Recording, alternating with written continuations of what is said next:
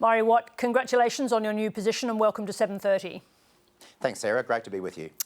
How important is it for the Labor government to deal decisively with this rogue, corrupt union, the CFMEU, before the next election? I think it's vital that we deal with the CFMEU and its entrenched culture once and for all, Sarah. This is something that previous governments have failed to adequately deal with despite having organisations like the ABCC in place.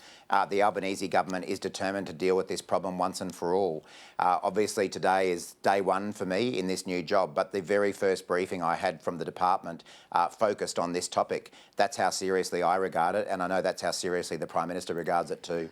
Will you be able to convince the public that this level of corruption, with its deep roots and long history, doesn't reflect on the Labor movement itself and the party which sprung from it? I definitely think that the Australian public can see, both from the decisive action that the Albanese government is taking, but also from the reaction of the broader union movement, that we regard this behaviour as abhorrent and something that needs to be stamped out. The overwhelming majority of the union movement in Australia is appalled by these allegations, just as your viewers are as well. I think people are sick and tired of this behaviour occurring. They want to see action, and that's exactly what they'll get from me and from the Albanese government. How close is the Fair Work Commission to appointing an administrator to the CFMEU? My understanding is that they are getting pretty close now. Of course, there is a legal process that needs to be followed by the General Manager of the Fair Work Commission in beginning the steps to put the union into administration. The Fair Work Commissioner, the General Manager, has been gathering the evidence to justify that complaint and that application. Of course, we know that the CFME union is a cashed-up union. It is known for running long-standing litigation, and we want to make sure that this is watertight. I'm sure the General Manager of the Fair Work Commission wants to do the same thing. That's why it has taken a little bit of time to get this process underway, but I know that he's determined to move as quickly as possible, as is the government. Now, what does that tell us, the way you refer to the CFMEU there, about their attitude towards an incoming administrator? Are they going to cooperate or will they resist?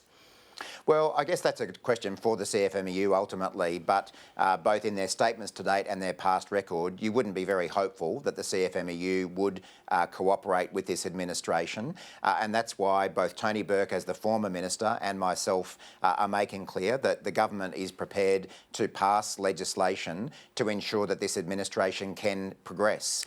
We want to make sure that we can remove any barriers that exist and that are put in the way of this process by the CFMEU, because I think all Australians want to see this matter dealt with. And just briefly on the matter of the administrator, is one administrator enough, or will you need an administrator for the Victorian branch and the New South Wales branch? These are matters that we're giving consideration to at the moment, Sarah. When it comes to appointing an administrator, I think it's most likely that it would be an individual that it would be sought to have lead the administration. Your question might also be referring to how many branches of the CFMEU we are likely to see be put into administration. Basically, again, that is a matter for the General Manager of the Fair Work Commission, but we've said that this won't be restricted necessarily to New South Wales and Victoria, and we will back the General Manager's actions, however far that scope needs to be to get this job done.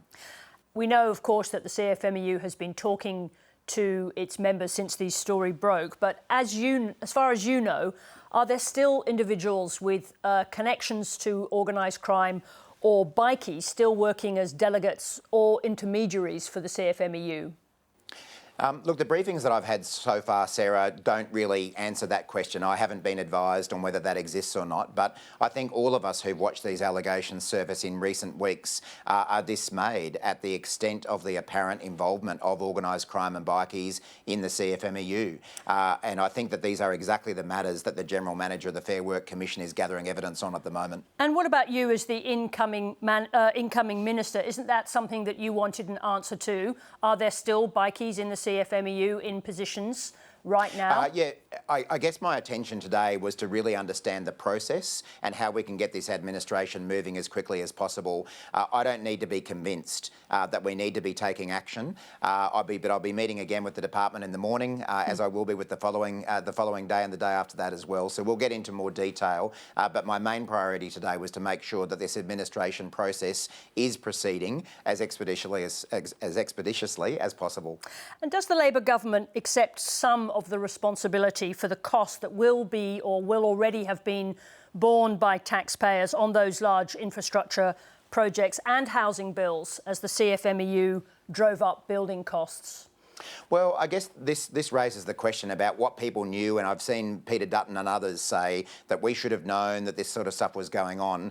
I mean, I'd make the point that all of the allegations that have been raised to date occurred on the coalition government's watch when they had the ABCC in place. So if Mr Dutton thinks that something should have been done a while ago, he had every opportunity to do so while that he was in government. I don't think that anyone knew the scale of involvement, it would seem, of organised crime in the CFMEU. But as you would have seen, at the moment that these revelations came to light, our government took action and will continue to do so. I mean, of course, to be clear, certainly the Premier in Victoria, the Labor Premier of Victoria, Jacinta Allen, was informed that there had been acts of, at the very least, thuggery against Indigenous labour hire companies. So the Labor government in Victoria knew. Well, I've seen the Premier address that point and she has outlined the actions that she's taking in response to that.